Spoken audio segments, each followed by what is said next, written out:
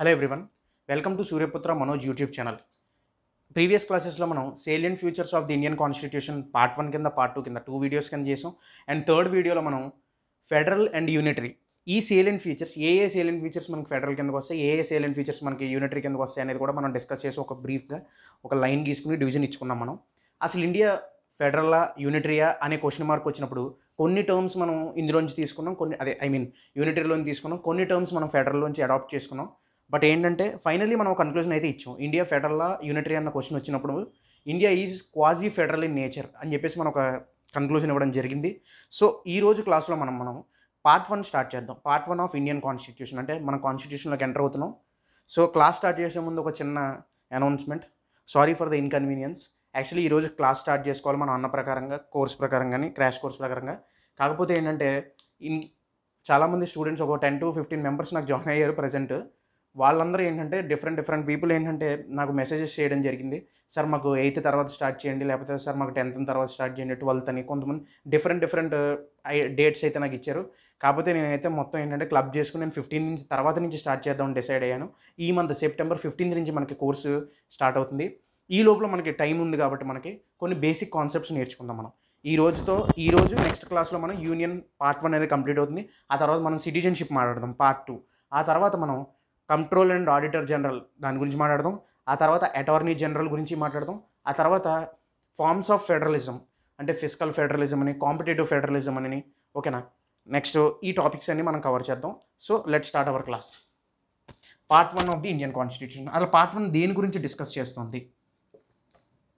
Part 1 union and its territory గురించి మనకు మాట్లాడుతాం.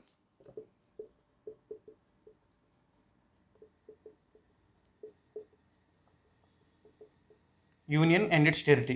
అసలు యూనియన్ అంటే ఏంటి, టెరిటరీ అంటే ఏంటంటే మనం ఆర్టికల్ 1 డిస్కస్ చేసినప్పుడు మనకి క్లారిటీ వస్తుంది. సో అక్కడ నేను డిస్కస్ చేస్తాను. ఫస్ట్ ఈ పార్ట్ 1 అనేది పార్ట్ 1లో ఏ ఆర్టికల్స్ వరకు మనకి వీటి గురించి మాట్లాడుతున్నాయో ఒకసారి చూద్దాం. సింపుల్ ఆర్టికల్స్ 1 to 4 పార్ట్ 1 గురించి డిస్కస్ చేస్తాయి. ఇందులో మనం ఫస్ట్ ఆర్టికల్ 1 తీసుకుందాం. అసలు ఆర్టికల్ 1 ఏం చెప్తుందో చూద్దాం. ఆర్టికల్ 1 అసలు ఇండియా అంటే ఏంటో చెప్తుంది మనకి. India that is Bharat is union of states అంటే మనకి తెలుగులో రాష్ట్రాల సమ్మేళనం అని చెప్పి అంటాం. ఓకేనా? India that is Bharat is union of states. ఇందులో మనకి అసలు యూనియన్ అంటే ఏంటి, స్టేట్స్ నార్మల్గా మనం మాట్లాడదాం. ఈ టర్మ్ పర్టికులర్లీ మనం కన్సిడర్ చేసుకుంటే ఒకసారి ఇక్కడ రాస్తాను నేను. యూనియన్ ఆఫ్ స్టేట్స్, రాష్ట్రాల సమ్మేళనం అన్నప్పుడు జాగ్రత్తగా చూడండి.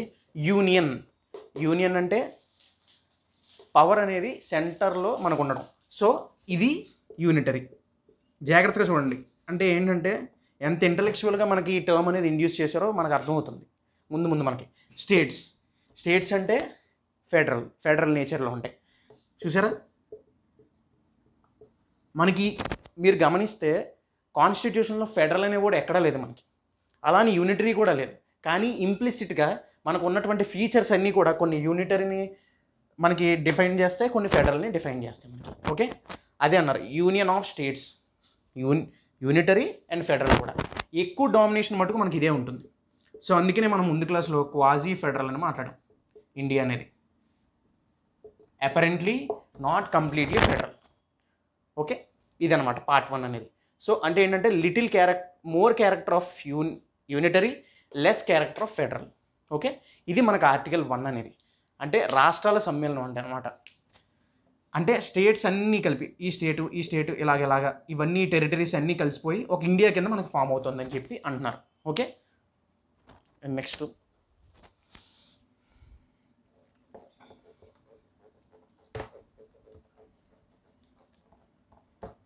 అసలు ఏంటిది, మనకి అమెరికా కూడా ఉంది మనకి. ఒకసారి దాని గురించి కూడా మాట్లాడదాం.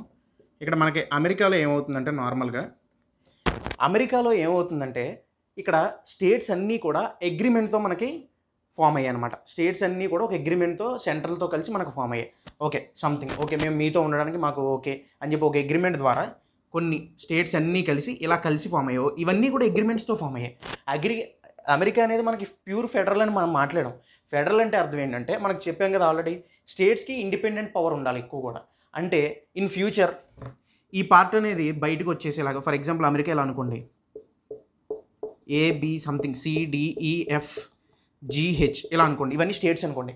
ఇప్పుడు సి అనేది అగ్రిమెంట్తోనే ఉంది, బి ఇలా అన్ని స్టేట్స్ కూడా సెంటర్తో అగ్రిమెంట్లో ఉన్నాయి. ఇప్పుడు సికి ఓకేనా ఒపీనియన్ డిఫరెన్సెస్ వచ్చినాయి అనుకోండి, ఏ ఒకటి సంథింగ్ వచ్చినప్పుడు ఏమవుతుందంటే సికి ఈ యొక్క యూనియన్ నుంచి, అమెరికన్ యూనియన్ నుంచి బయటకు వచ్చి సపరేట్ సి అనే నేషన్గా ఫామ్ అయ్యే పవర్ ఉంటుంది. అందుకే కదా ఫెడరల్, ప్యూర్ ఫెడరల్ మనకి అగ్రిమెంట్తో ఫామ్ అయ్యాయి కాబట్టి ఇది మనకు ఉంటుంది పవర్. తర్వాత ఇది అమెండ్ చేసేసారనుకోండి, ఇప్పుడు ఏమవుతుందంటే మన ఇండియా పరిస్థితి వచ్చేసరికి ఏమవుతుందంటే స్టేట్స్ కలిసి, స్టేట్స్ అన్ని పార్ట్స్ కింద ఫామ్ అవుతున్నాయి, మనకి అగ్రిమెంట్ అంటూ ఏం లేదు. ఓకేనా, ఫెడరలే మంది కూడా, కాకపోతే ప్యూర్ ఫెడరల్ కాదు, ఆ వర్డ్ ఎక్కడ కూడా మనం మెన్షన్ చేయలేదు. ఇలా ఫామ్ అవుతున్నప్పుడు అన్నీ కలిసినప్పుడు ఈ టెరిటరీస్ అన్నీ కలుస్తాయి, ఇండియా కింద ఫామ్ అయ్యాయి. కానీ డామినెంట్ క్యారెక్టర్ మటుకు ఇక్కడ ఇండియా అనే, స్టేట్స్ అనేవి బయటికి వెళ్ళే అవకాశం లేదు, ఆ అధికారం కూడా మనకి లేదు ఇక్కడ స్టేట్స్కి. ఓకేనా, అంతా కూడా పవర్ అనేది సెంట్రల్లోనే ఉంటుంది మనకి. ఇదనమాట దీనికి మనకి డిఫరెన్స్. ఓకే, ఇప్పుడు ఒకసారి దీన్ని బట్టి ఒక 2 words మనం కన్క్లూజన్ ఇద్దాం. జాగ్రత్తగా గమనించండి, ఇక్కడ ఒక పాయింట్ చెప్తాను. ఇండియా ఫస్ట్, ఇండియా గురించి మనం మాట్లాడినప్పుడు ఏమవుతుందంటే ఇక్కడ రాస్తాను, ఇండియా అంటే ఏంటంటే indestructible union of destructible states. దీని మీనింగ్ కూడా చెప్దాం.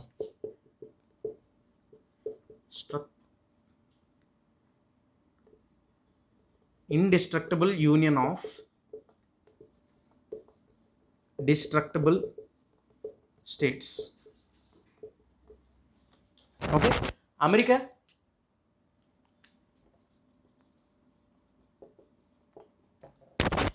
Indestructible union of indestructible states. ఈ 2 స్టేట్మెంట్ మీనింగ్ కూడా మనం చూద్దాం. ఫస్ట్ రాస్తాను నేను, indestructible union of indestructible states. అసలు డిస్ట్రక్టబుల్ అంటే ఏంటో చూద్దాం. డిస్ట్రక్టబుల్ అంటే ఏంటంటే స్ప్లిట్ అవ్వడం అనమాట. ఓకేనా, డివైడ్ అయిపోవడం, డివైడ్ అయ్యి ఉండడం. మనకి ఇండియాలో ఏంటంటే indestructible union of destructible states. India ఇలా ఉందనుకోండి, ఫర్ ఎగ్జాంపుల్ ఇండియన్ యూనియన్ అనేది అసలు స్ప్లిట్ అవ్వదు, 2 నేషన్స్ కింద స్ప్లిట్ అయ్యే ఛాన్స్ లేదు. సో ఇండిస్ట్రక్టబులే కదా, డివైడ్ అయితే మనం డిస్ట్రక్టబుల్ అన్నాం. ఇక డివైడ్ అవుతుందా, అవ్వట్లా. సో అందుకనే indestructible union of destructible states. State destruct అవుతున్నాయి. ఫర్ ఎగ్జాంపుల్ ఆంధ్రప్రదేశ్ అని ఆంధ్ర తెలంగాణ కింద స్ప్లిట్ అయింది మనకి కదా. ఇందులోనే ఇది ఆ ఫస్ట్ ఇదేంటి స్టార్టింగ్ ఆంధ్రప్రదేశ్ అనుకోండి, ఇనీషియల్ ఆంధ్రప్రదేశ్ అనుకున్నాం అనుకోండి, అవిభక్త ఆంధ్రప్రదేశ్ అంటాం మామూలుగా తెలుగులో మనం అనుకోండి. దీన్ని టీఎస్ అంటే తెలంగాణ కింద, ఏపీ కింద, టీసీ కింద మనకి స్ప్లిట్ చేయడం జరిగింది.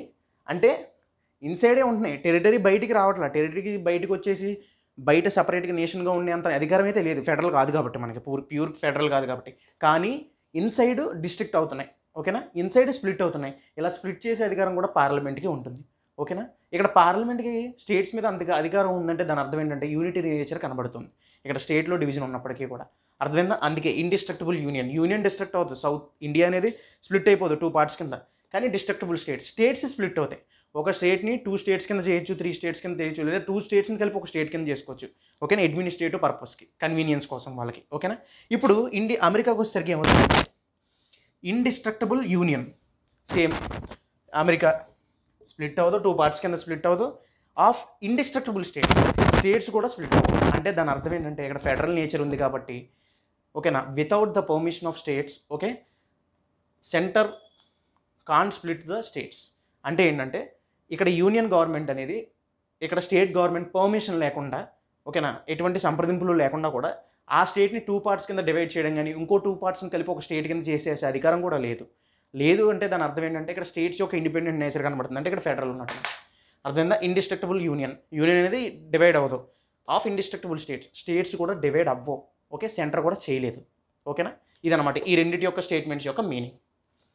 మనం నెక్స్ట్ ఆర్టికల్ 2 కూడా చూద్దాం.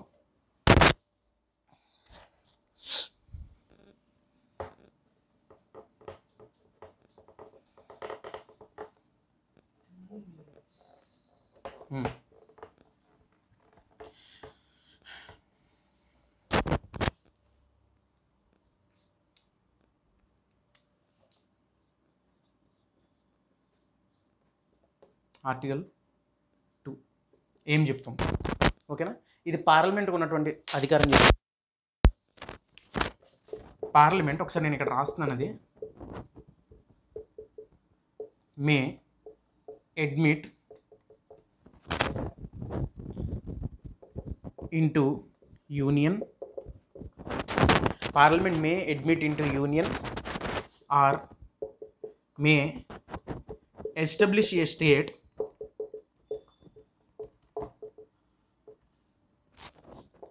as it finds it fit. Parliament may admit it into union or may establish a state as it finds it fit. ఓకేనా. దాని అర్థం ఏంటంటే పార్లమెంట్ అనేది ఏదైనా ఏరియాని, ఫారిన్ టెరిటరీని తనలోకి యాక్వైర్ చేసుకోవచ్చు. అలా యాక్వైర్ చేసుకున్న తర్వాత ఇక్కడ స్టేట్ అంటే 2 మీనింగ్స్ వస్తాయి, జాగ్రత్తగా చూడండి. ఇక్కడ స్టేట్ అంటే నార్మల్ స్టేటు అండ్ యూటీ కూడా.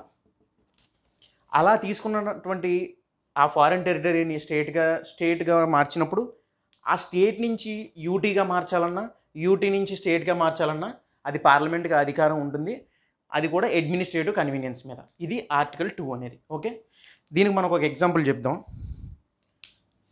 1961 గోవా. అప్పుడు అది మనకి ఫారిన్ టెరిటరీ, ఓకేనా. అంటే పోర్చుగీస్ అధీనంలో ఉండేది మనకు అప్పుడు. అంతకుముందు కూడా ఇండియానే, కాకపోతే ఏంటంటే ఇన్వేజన్స్ వల్ల, యూరోపియన్ ఇన్వేజన్స్ వల్ల అది ఏంటి పోర్చుగీస్కి వెళ్ళింది. 1961 తర్వాత మనకేమైందంటే, ఓకేనా, నార్మల్గా ఈ చర్చలు సంప్రదింపులు అంటే ఈ అప్రోచ్ అనేది వాళ్ళకి కుదరలేదన్నమాట మన ఇండియన్ గవర్నమెంట్తోని. అక్కడ ఉన్న పోర్చుగీస్తో కుదరపోయేసరికి ఏమైందంటే మన వాళ్ళు ఏం చేశారంటే ఆపరేషన్ విజయ్ అనేది అక్కడ లాంచ్ చేయడం జరిగింది. మిలిటరీ యాక్షన్ అనమాట. ఆపరేషన్ విజయ్ అనేది లాంచ్ చేసి గోవాని ఎక్వైర్ చేసుకున్నారు. ఇది foreign territory. Okay, foreign territory అయినప్పుడు మన ఇండియాలో కలుపుకున్నప్పుడు ఎప్పుడు కూడా గుర్తుపెట్టుకోండి, కాన్స్టిట్యూషనల్ అమెండ్మెంట్ అయితే కంపల్సరీ జరగాలి. ఎందుకో చెప్తాను, జాగ్రత్త చూడండి. కాన్స్టిట్యూషనల్ అమెండ్మెంట్ అనేది అమెండ్మెంట్ యాక్ట్. ఈ కాన్స్టిట్యూషనల్ అమెండ్మెంట్ యాక్ట్ జరగాలంటే కొంచెం మనకి ఎక్కువ మెంబర్స్ యొక్క అసెంట్ అనేది మనకు కావాలి, రిప్రజెంటేటివ్స్ అనేది కావాలన్నప్పుడు. అంటే ఇలా ఒక ఫారిన్ టెరిటరీని ఎక్వైర్ చేసుకోవాలన్నప్పుడు మన లోక్సభలో కానీ రాజ్యసభలో కానీ మనం మాట్లాడుకున్నప్పుడు ఎక్కువ మంది యొక్క అసెంట్ కావాలి. అందుకే మన కాన్స్టిట్యూషనల్ అమెండ్మెంట్ యాక్ట్ జరగాలని చెప్పి కంపల్సరీ అన్నారు. ఎందుకో చెప్తాను చూడండి. ఫర్ ఎగ్జాంపుల్ ఒక గవర్నమెంట్ వచ్చిందనుకోండి, ఏదో ఒక ఫారిన్ టెరిటరీని తీసేసుకుంది, ఎక్వైర్ చేసేసుకుంది అనుకోండి. నార్మల్గా ఈజీగా అయిపోయింది అనుకోండి ఆ ప్రాసెస్. ఫ్యూచర్ గవర్నమెంట్ అది ఇంకొకరికి ఇచ్చేయచ్చు, ఇంకొక నేషన్కి ఇచ్చేయచ్చు, లేకపోతే ఇంకొక నేషన్ నుంచి మనం తీసేసుకోవచ్చు. సో ఇక్కడ ఏంటంటే ప్రాసెస్ అనేది కొంచెం కష్టంగా ఉండాలని చెప్పేసి కాన్స్టిట్యూషనల్ అమెండ్మెంట్ యాక్ట్ కంపల్సరీ జరగాలని చెప్పి చేశారనమాట. అందుకే గోవా అనేది 12th కాన్స్టిట్యూషనల్ అమెండ్మెంట్ యాక్ట్ ద్వారా గోవాని మన ఇండియాలో కలుపుకున్నాం మనం. ఓకే, అర్థమైందా? ఇంకో మాట చెప్పాను నేను ఇక్కడ, స్టేట్ నుంచి యూటీ చేయాలన్నా, యూటీ నుంచి స్టేట్ చేయాలన్నా కూడా మనకి కాన్స్టిట్యూషనల్ అమెండ్మెంట్ యాక్ట్ జరగాలి. ఆ అధికారం కూడా పార్లమెంట్కే ఉందని మనం మాట్లాడాం. ఓకేనా, అది కూడా ఒకసారి చూద్దాం మనం. ఇక్కడ మిజోరాం అనేది మనకి ఇనీషియల్గా ఏమైందంటే అది యూటీ అనమాట. మిజోరాం ఇక్కడ రాస్తాను.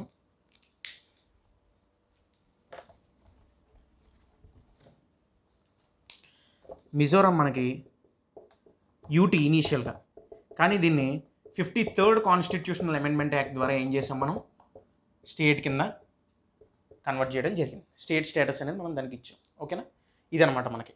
అసలు నేను ఈ ఆర్టికల్ మీకు అర్థమైంది అనుకుంటున్నాను. ఇందులో మనం అసలు పార్లమెంట్ అంటే ఏంటి, అసలు ఫస్ట్ నేను నార్మల్గా చెప్పేశాను. అసలు పార్లమెంట్ అంటే ఏంటో తెలియాలి. ఇంతకు ముందు కూడా మనం యూనియన్ టెరిటరీ అన్నాను. Union and its territory. మనకి యూనియన్కి అండ్ ఇట్స్ టెరిటరీకి అంటే యూనియన్ ఆఫ్ స్టేట్స్, దాని డిఫరెన్స్ ఒకసారి మళ్ళీ చూద్దాం.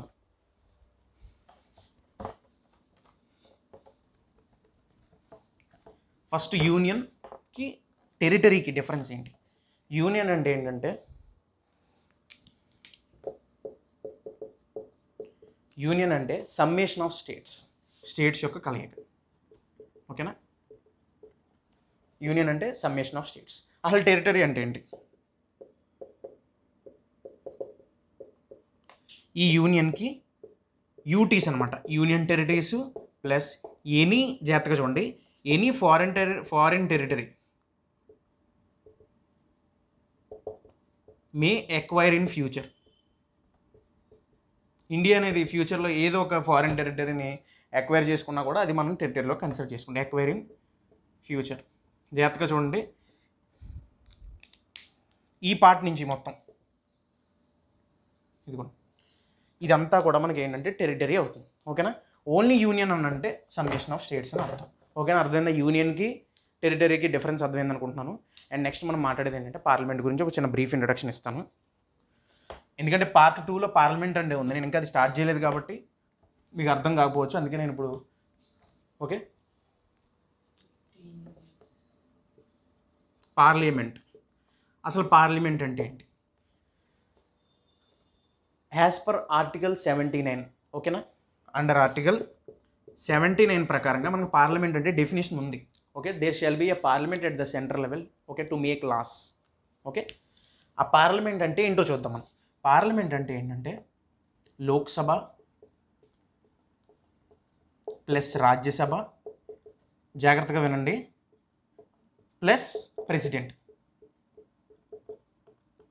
చాలామంది ఏమనుకుంటారంటే పార్లమెంట్ అంటే లోక్సభ రాజ్యసభతో అనుకుంటారు, బట్ ప్రెసిడెంట్ కూడా ఉండాలి కంపల్సరీగా. ఓకే, అది ఎందుకో కూడా మనం మాట్లాడదాం ఒకసారి.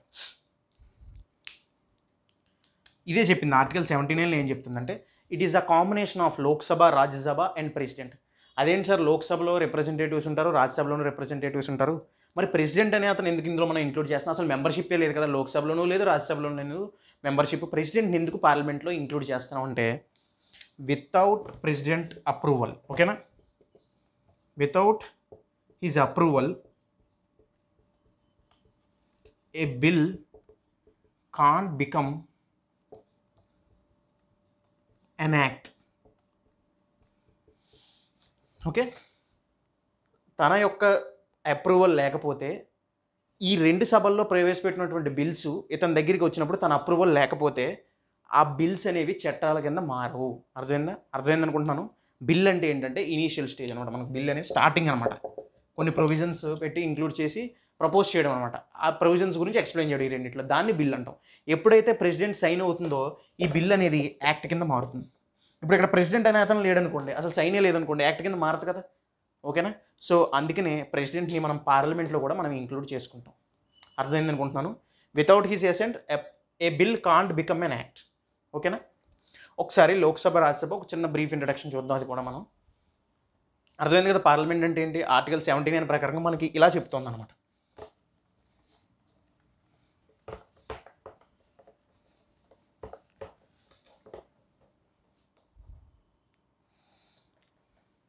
లోక్సభ, నేను ఒక చిన్న డయాగ్రామ్ గీస్తాను.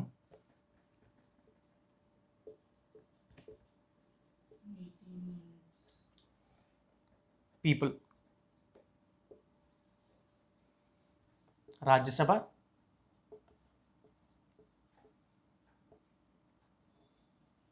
అసెంబ్లీ.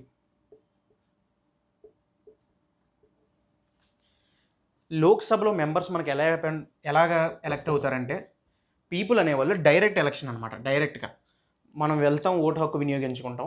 ఆ రిప్రజెంటేటివ్స్ అందరూ కూడా మనకి లోక్సభలో ఉంటారు. ఇది డైరెక్ట్ ఎలక్షన్ మనకి. అసలు రాజ్యసభలో మెంబర్స్ ఎలా ఉంటారంటే మనం ఎన్నుకున్నటువంటి అసెంబ్లీలో ఎమ్మెల్యేస్ ద్వారా రాజ్యసభలో మెంబర్స్ అనేవి వాళ్ళు ఫామ్ అవుతారు. ఇద్దరు ఎంపీసే, వీళ్ళు ఎంపీసే. ఓకేనా, కాకపోతే ఇది ఏంటంటే డైరెక్ట్గా జరుగుతుంది మనకి ఎలక్షన్. ఇది ఇండైరెక్ట్ ఎలక్షన్, ఇది మటుకు రాజ్యసభ అనేది. ఓకేనా, డైరెక్ట్, ఇండైరెక్ట్.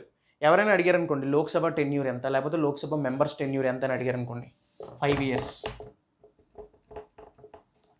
రాజ్యసభ టెన్యూర్ ఎంత అని అడిగితే రాజ్యసభ టెన్యూర్ ఏముండదు, ఇట్స్ ఎ పర్మనెంట్ హౌస్. జాగ్రత్తగా వినండి, ఇట్స్ ఎ పర్మనెంట్ హౌస్. అంటే ఏంటంటే అది ఉంటుంది, ఇంకా అది రద్దు అవ్వడం అనేది ఉండదు, అబాలిష్ అనేది ఉండదు మనకి ఇక్కడ, పర్మనెంట్ హౌస్. కానీ రాజ్యసభలో మెంబర్స్ యొక్క టెన్యూర్ ఎంత అని అడిగితే 6 years అని చెప్పాలి. ఓకేనా, ఇక్కడ రాస్తున్నాను నేను, రాజ్యసభ మెంబర్స్ టెన్యూర్ 6 years. జాగ్రత్తగా గుర్తుపెట్టుకోండి. లోక్సభ టెన్యూర్ అన్నా, లోక్సభలో మెంబర్స్ యొక్క టెన్యూర్ అన్నా కూడా 5 years అనే చెప్పాలి మనకి, 5 years. రాజ్యసభ టెన్యూర్ అని ఎవరైనా అడిగితే రాజ్యసభకి టెన్యూర్ ఉండదు, ఇట్స్ ఏ పర్మనెంట్ హౌస్. కాకపోతే మనకి ఏంటంటే రిటైర్ అవుతారనమాట మెంబర్స్ అనేవాళ్ళు, ప్రతి 2 yearsకి మనకి రిటైర్ అవ్వడం జరుగుతుంది. ఇది పర్మనెంట్ హౌస్ రాజ్యసభ అనేది. అంటే ఇందులో మెంబర్స్ కొంతమంది బయటకు వచ్చారనుకోండి, ఇంకొంతమంది ఫిలప్ అయిపోతారనమాట. ఎక్కడో ఇంకొక స్టేట్లో ఎలక్షన్ జరుగుతుంది. తెలుసు కదా, రాజ్యసభ అనేది ఏంటి, ఫెడరల్ నేచర్ని మనకి ఎగ్జిబిట్ చేస్తుంది. ఎందుకంటే స్టేట్ నుంచి వచ్చే రిప్రజెంటేటివ్స్ అనమాట. ఓకేనా, వీళ్ళు మటుకు డైరెక్ట్ పీపుల్ అనమాట. సో ఇది మనకు పర్మనెంట్ హౌస్. ఇందులో ఉన్న మెంబర్స్ యొక్క టెన్యూర్ మటుకు 6 years. అర్థమైందా? 6 years అయిపోయిన తర్వాత ఇతను రిటైర్ అయిపోతారు. ఇతని ప్లేస్లో ఇంకోటి అనమాట. ఇలా ఫిలప్ అనేది ఎప్పుడు కూడా కంటిన్యూస్గా మనకి జరుగుతూ ఉంటుంది. ఓకేనా? అర్థమైంది అనుకుంటున్నాను ఈ పాయింట్స్ అన్నీ కూడా. సో ఇది మనకి ఈరోజు మనం ఆర్టికల్ 1 and 2 అనేది ఏంటనేది మాట్లాడాం. Okay, I hope you understand this class. ఈ వీడియో కనుక మీకు నచ్చినట్లయితే లైక్ చేయండి, షేర్ చేయండి మీ ఫ్రెండ్స్కి, అండ్ సబ్స్క్రైబ్ చేయండి. మమ్మల్ని సపోర్ట్ చేయండి. Thank you.